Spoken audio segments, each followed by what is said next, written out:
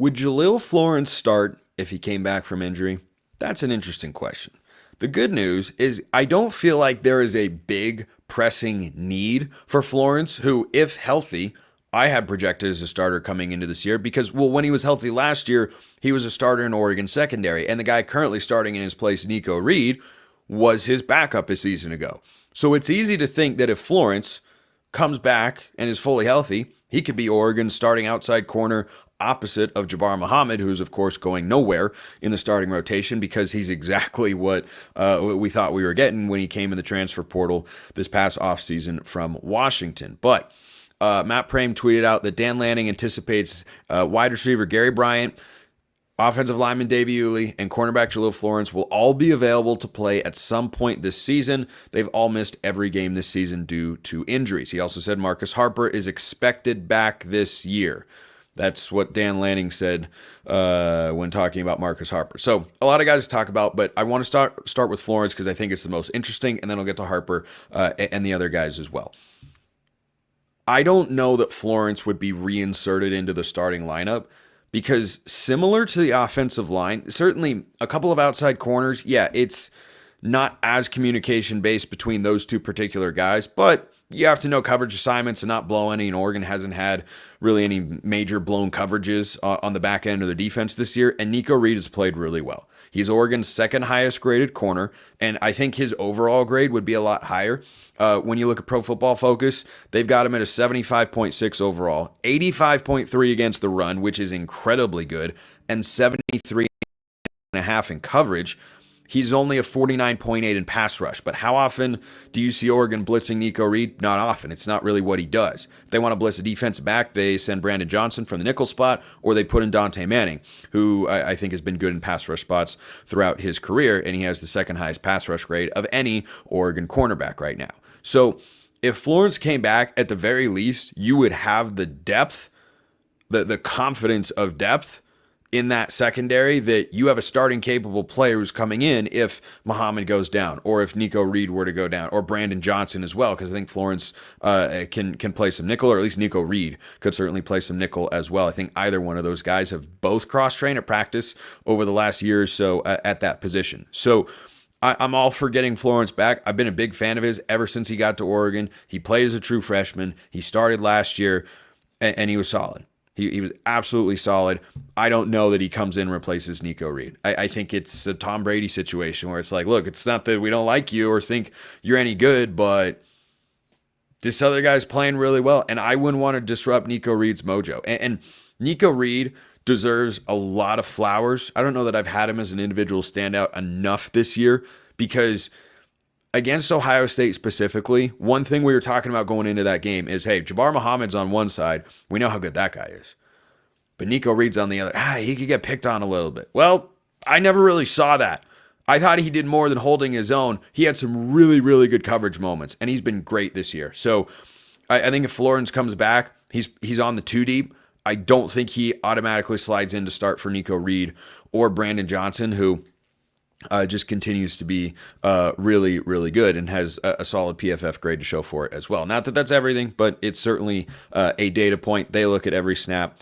We look at a lot of snaps, shall we say. But that's first injury. Second injury, Marcus Harper, Dave Iuli, interior offensive line guys. So I didn't see any quotes or hear anything about Matthew Bedford. Not entirely sure what's happening there, but Kavika Rogers, and some of you corrected me on the pronunciation there, which I thank you for. I am not infallible. Just because I have a microphone doesn't mean I don't make mistakes. So if you hear something that doesn't sound right, shoot me a message. Let me know. I might have gotten it wrong. And I was saying it Kawika, but it's Kavika Rogers, and he came in for Marcus Harper at guard. But Dan Lanning's remark about Harper was, well, we'll see him again at some point this year. And he expects to see Dave Iuli at some point as well. I don't know when some point is. I'd imagine if they're not 100%, they don't play against Maryland unless it really starts to get dire. I think you give Rogers the opportunity to start. This is not a Maryland team that should be able to hang around with Oregon. And yeah, throwing wrinkles into the offensive line, not ideal. If Harper's healthy, if he's healthy enough to play, yeah, he probably will. But I'd much rather have him at 100% or 90% for Wisconsin than play him at 70 to 75% against Maryland and risk him getting dinged up further. I would prefer to have him take that week off. I think Oregon can survive pretty solidly against Maryland. They don't scare me in a whole lot of ways. We'll be talking about them more throughout the week, of course, but I think Oregon is just a much better team across the board, and Maryland's not completely terrible. I mean, they beat USC, so that's something. That's something at the very least. USC, best 4-5 team in the country. No joke, they probably are, but they're still a 4-5 team. But anyway, so Maryland is not a team that scares me enough to where I'd say, boy, I'd like this guy to play. Wisconsin is. Wisconsin, do I expect Oregon to win the game? Yes. I predicted Oregon to go 12-0 before the year. I've not wavered off of that particular prediction. I have not changed any of my game picks the week of this year. Wisconsin on the road. Wisconsin's a better team than Maryland, and it's on the road. Maryland's at home in the cozy confines of Austin Stadium this week.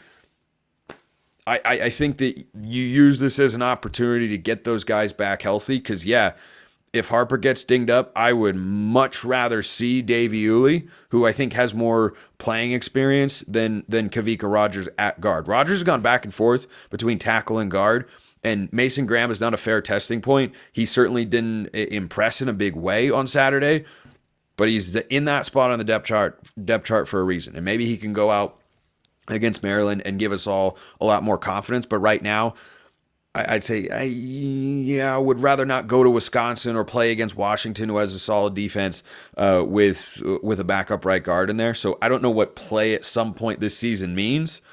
Lanning knows he's probably going to the Big Ten championship game, or at the very least, he's going to the college football playoff. I suspect Tez Johnson will be back for the college football playoff. I suspect Marcus Harper will be back for that time. The question is, which game do they return for prior to that moment?